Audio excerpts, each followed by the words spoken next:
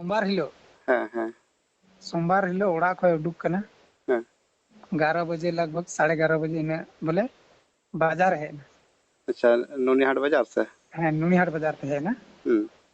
नुनिहाट बाजार अगर है ना ओंडे खय जी ओड़ा ओड़ा दो बाय है रुआड़ी बाय है रुआड़ी ना बाय है रुआड़ लेन खाजी इन हिलो ले कोयो किदिया बोले जैसे पेड़ा हड़ते चलाव कान जिनी हाँ हाँ हाँ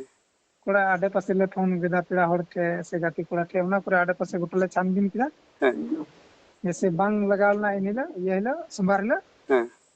अदो ने मंगोर हिलो दो ले मेंदा इन हो बाय हिजुक कना ची बात कना अदो ओनाते फेसबुक रे दोले अड़ा किदी अच्छा अच्छा आर तिहिन हबी हो उरी बोले पता बांग ᱧᱟᱢᱚᱜ ᱠᱟᱱᱟ ᱦᱮᱸ ᱯᱟᱛᱟ ᱜᱤ ᱵᱟᱝ ᱧᱟᱢᱚᱜ ᱠᱟᱱᱟ ᱧᱟᱢ ᱚᱠᱟᱨᱮ ᱢᱮᱱᱟᱭᱟ ᱚᱠᱟᱨᱮ ᱵᱟᱹᱱᱩᱭᱟ ᱪᱮᱫ ᱪᱤᱠᱟᱭᱫᱟ ᱪᱮᱫ ᱵᱟᱭ ᱪᱤᱠᱟᱭᱫᱟ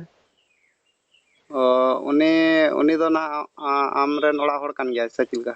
ᱦᱮᱸ ᱤᱧ ᱨᱮᱱ ᱚᱲᱟᱜ ᱦᱚᱲ ᱠᱟᱱ ᱜᱮᱭᱟ उनी दो ना आया बाबा ओड़ा ताई दो ᱵᱟᱵᱟ ᱚᱲᱟᱜ ᱛᱟᱭ ᱫᱚ ᱥᱤᱡᱩᱣᱟᱹ नोआ नुनिहाट सूट रे मेना ओना सिजुआ की से कठा ᱦᱮᱸ ᱦᱮᱸ ᱚᱱᱟ ᱥᱤᱡᱩᱣᱟᱹ ᱜᱮ और आमा अंते नोडे चपात रे बांग ᱦᱮᱸ ᱤᱧ ᱫᱚ ᱪᱟᱯᱟᱛᱟᱨᱤ अच्छा अच्छा तबे गिद्रा बुतरु को मेना को से बांग ᱟᱯᱮ ᱱᱟᱥᱮᱭᱟᱜ ᱫᱟᱦᱮ ᱛᱷᱤᱨ ᱞᱮᱱ ᱢᱮ ठीक ठीक हेलो हाँ हेलो ᱦᱮᱸ ᱫᱟ मा लय तलांग कौन लय थे ᱟᱫᱚ ᱚᱱᱮᱧ ᱞᱟᱹᱭ ᱠᱮᱫ ᱥᱮ ᱱᱟᱥᱮᱭᱟᱜ ᱧᱟᱯᱟᱢ ᱞᱟᱜᱤᱫ ᱞᱟᱹᱭᱟᱢ ᱠᱟᱱᱟ है बा सर जाएंगे थोड़ा खबर कर दीजिए थोड़ा सा जल्दी काम करेगा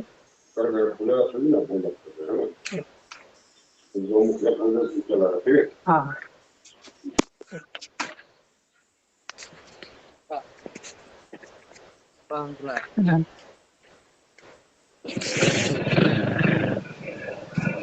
खबर अदो बाय हे लेन खा ओड़ा दो अदो बोले ये किदे व्हाट्सएप रे अदो नड़ा किदिया बोले जेमन जहार गिते नामे से पे नेले बोले ओंडे को नंबर बा नारमा बिना सिंगु फोन चल नंबर नि निकाल नेल कदिया नंदे बोले कारण का सब हतो के ओ जाना झगड़ा दो बाबेन झगड़ा कना झगड़ा दो कोई झगड़ा दो कितने में आते ये कितने में और आगे में तो ज्यादा तो बार बिना जल किया ना करे अच्छा ओड़ा दो कोई जाले पे हर दिन ना लेने गिद्रो इन ना बोले इन जे ओड़ा हर पे अच्छा अच्छा ओने मले मिटांग गिद्रे मेनाया बांग हां मिटांग गिद्रे मेनाया हां अच्छा कोड़ा गिद्रे बांग कुड़ी गिद्रो अच्छा तीना बच्चा रे हुई कना गिद्रे दो हुई कना 8 बछर ओ अच्छा इया करे दो खबर को तो बाम रखा पड़ा करे बांग माने सोशल मीडिया करे बोले एंते न्यूज़ करे तो बाम हे बड़ाव कना बन चलाओ ओ अदो निया समय तो ओड़ा करे गे मेनामा से हां नितो दो ओड़ा रे मिनिया और तबे थाना करे इनफॉरमेशन एम का कम से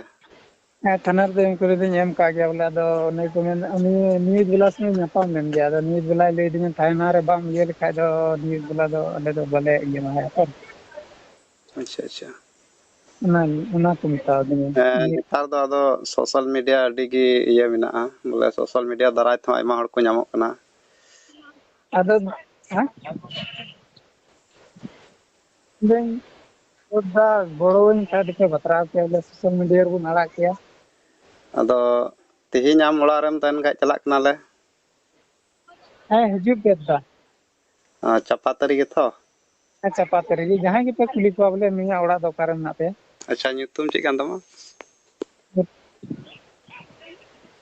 आमा ᱧᱩᱛᱩᱢ हा इने ᱧᱩᱛᱩᱢ गिन ले दा परदेसी मुर्मू ओ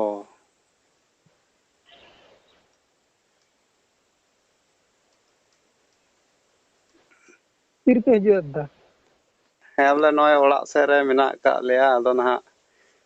ने बोले नितो गे दो ओनाते लहारे कन्फर्म लहा हुयुग कना बोले आम मेनामा से बनुमा का सेरे मेनामा अदो हिजु लहारे थोड़ा गन पे खबर nya बोले ठीक ठीक ठीक ठीक ठीक गया मा तबे का ना ले सेटेरक कना है खबर ना एंका हुई कान खादनते न्यूज करे पसनाव लेन खाय दो अडी एमा ओना रहो गलो नामक कना न्यूज रे जस्ती की न्यूज की मेल दा जस्ती हां ठीक गया मा तो हाँ इनका 1 घंटा भितरी ते हाँ अले ले बोलो कना ओंडे आम ठे